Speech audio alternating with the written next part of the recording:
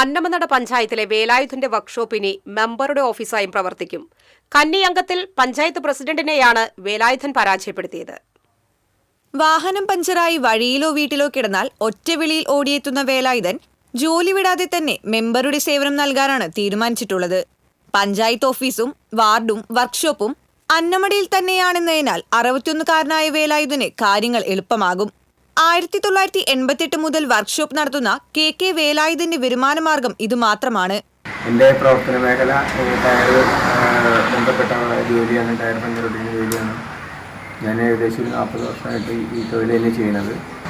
എന്താവശ്യങ്ങൾക്കും ഇവിടെ എൻ്റെ ഓഫീസായിട്ട് തന്നെ ഇവിടെ ഉണ്ടാവും, എൻ്റെ പ്രവർത്തനം ഇവിടെ ഉണ്ടാവും.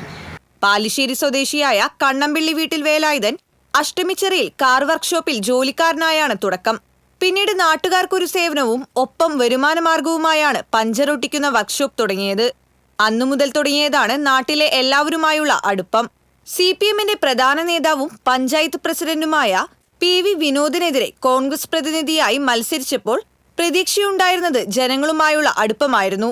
മാള മൾട്ടിപർപ്പസ് സഹകരണ സംഘം, അന്നമനട സർവീസ് സഹകരണ ബാങ്ക് എന്നിവയുടെ ഡയറക്ടറായും പ്രവർത്തിച്ചിട്ടുണ്ട്. TCV news, Mala.